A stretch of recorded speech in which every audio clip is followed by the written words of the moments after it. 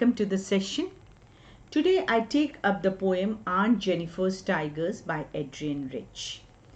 I'll give you the meaning of the poem line by line, poetic device and symbolism. So get set and be ready for your board examination. This is the 6th poem in the Flamingo Book. So this is the poem on page number 103. Please read the poem before you understand it and prepare for your exam. So the poem Aunt Jennifer's Tigers is written by Adrienne Rich, who is one of the significant figures of feminist movement during the 20th century. Now let me brief you a little about Adrienne Rich. She is an American poet, essayist and feminist. Now here in this poem, Aunt Jennifer's Tigers addresses what? The constraints of married life a woman experiences. Alright, the different sufferings of a married life a woman experiences. Now this poem is of 3 stanzas and they are of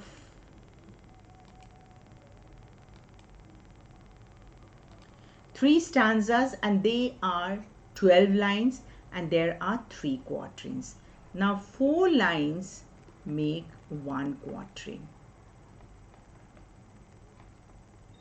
Right? T-R-A-I-N. So this is the form of the poem.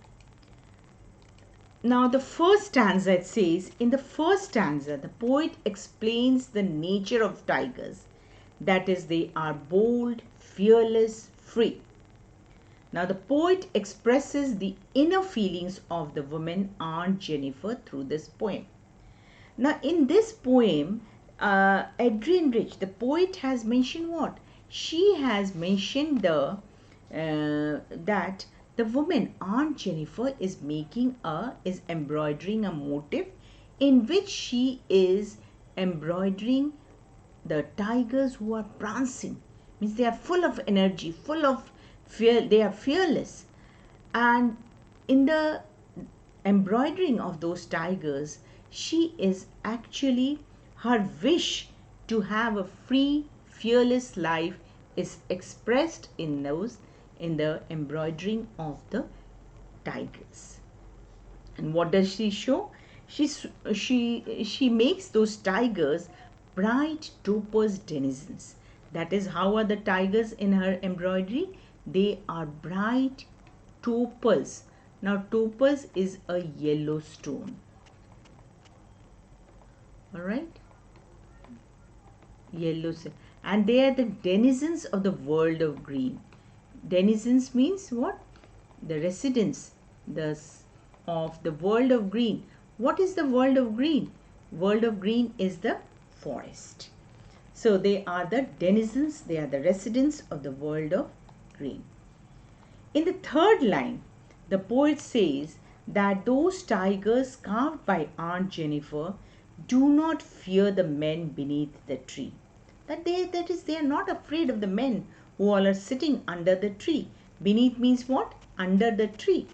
And men probably refers to hunters and the tree refers to the forest. Now in the 4th line, the poet says that the tigers, they pace in sleek, chivalric certainty. That is, the tigers pace means move, in sleek means elegant and chivalric way. And they are very certainty means they are very confident. So the word chivalric was used for knights in old times. That in the olden days, the kings, the knights, the nobles, they used to fight in the wars, and this word was used for chivalric, as we know that Chhatrapati Shivaji was a chivalric king. However, here the poet personifies the tigers. According to her, what these tigers are? Fearless, they do not fear humans, and they move ahead in chivalric way. Now the poetic device in the first stanza is, the rhyme scheme is AABB. Now here you see, the rhyme scheme is, the poetic device is A A B B. Rhyme scheme means the sound. Now A, screen, green are the same sounds, A A. Tree, certainty, B B. So the rhyme scheme of this stanza is A A B B. Now here next is used the use of bright topaz denizens. Now first you see the bright topaz denizens are, the topaz is a metaphor. How it is a metaphor? Now a metaphor is a comparison. Now the topaz, that is the very costly stone, it's a yellow stone, is compared with the yellow color of the tiger. Who are bright topaz denizens? The topaz denizens, the topaz is the yellow colored tigers of a world of green. They are moving in the world of green. Next poetic device is they. That is, this is called anaphora. Alright. Anaphora is when the same word is used in two consecutive lines.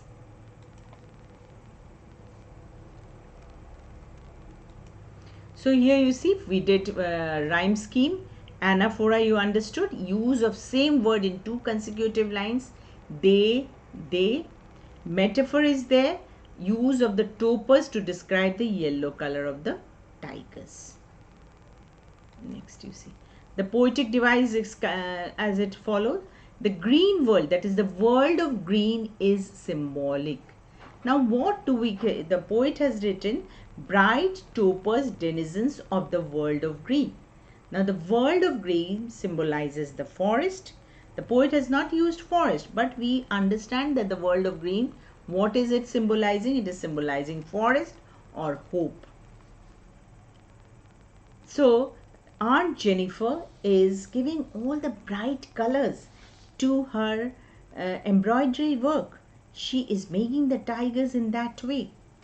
The personification, the tigers are personified throughout the poem when they are described as being proud, confident, unafraid of men.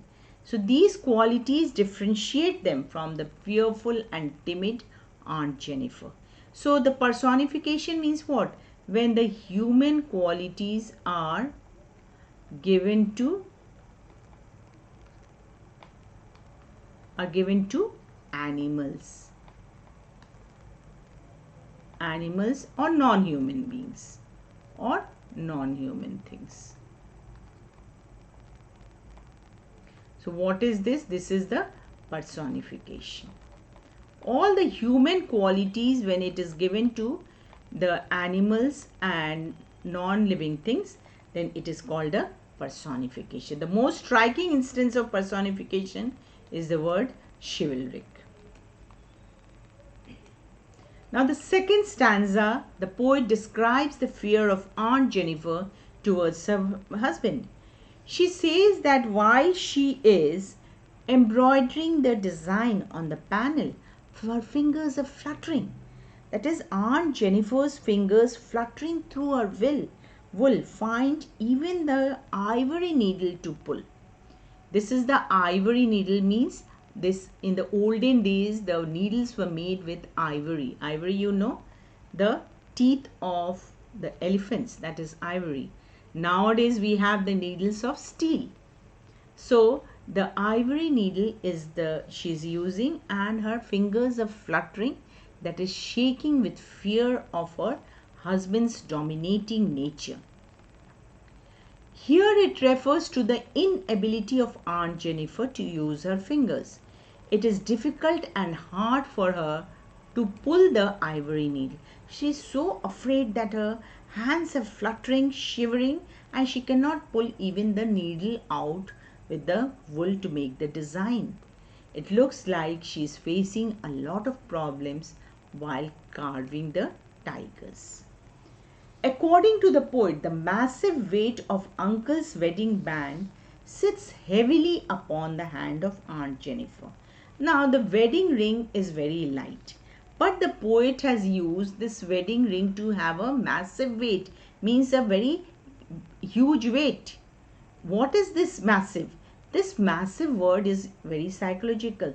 That is the suffering she is having, the constraints of married life she is having is very much massive, is a very huge suffering for her. So the poet is referring to something psychological. She might have faced so many difficulties in her married life associated with her husband's dominating behavior that the little ring is described as heavy band on her trembling fingers. How can a little ring be a heavy band? But the suffering, the what you call in Hindi, bandhan, that was so strong, so severe that she was finding it to be a massive weight. Now again the poetic device is the AABB, and there is also the use of alliteration, that is the same consonant sounds are in the neighboring words. So here you see, now here you see fingers fluttering. This is a alliteration. Use of the poetic device, alliteration. The same sound, consonant sounds when used in neighboring words is called a alliteration. So here we have, next we see here, sorry,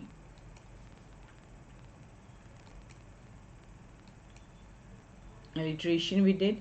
Now the hyperbole, the massive weight is an example of hyperbole. Hyperbole means exaggeration, बढ़ा चढ़ा के बोलना, जो हिंदी में बोलते हैं. So hyperbole is massive weight. Now how can a small wedding ring have a massive weight? Isn't it exaggeration? So this is the use of hyperbole. That is ring itself that burdens Aunt Jennifer, but what the ring represents, huge suffering in her married life. Now the symbol used here is the uncle's wedding band is a symbol of not love. Wedding band, wedding ring people wear out of love.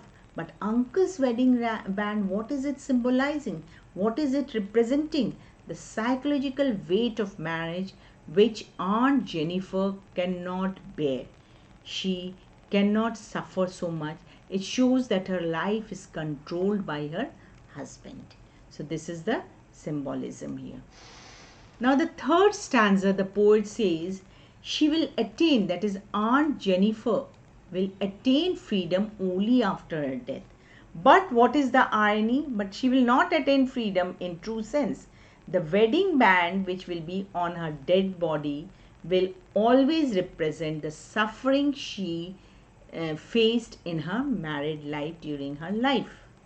But here also the irony of her life is that still she will be tied up with the shackles, with the controls, with all the chains in the form of her husband's wedding ring.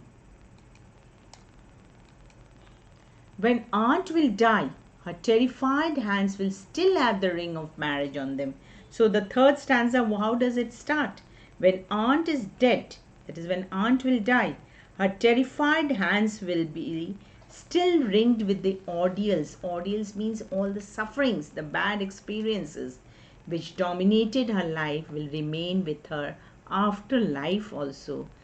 But her embroidery, but her work, where she has embroidered the tigers in the panel, will be always prancing, will be jumping, will be proud and unafraid. That is her inner wish, her inner desire will be expressed in her work, but she herself was always under the constraints of her dominating married life. When her husband was a dominating husband, and it was the constraints which she suffered in her married life.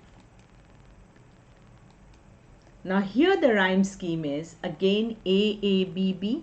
Again the use of alliteration is here with the word P in prancing proud, and The symbols, that is the terrified hands, will lie still ringed with ordeals.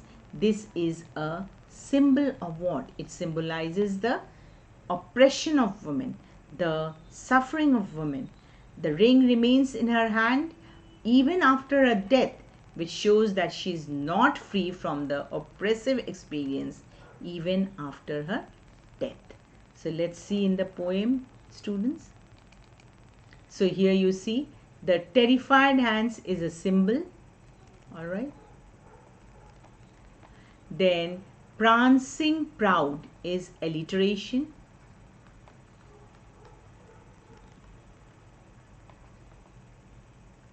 And here you see lie, by, made, afraid. Again the rhyme scheme is A, A, B, B. So these are the different poetic devices, and of course the different the meaning line by line, and the symbols also. Please be read them and go through them.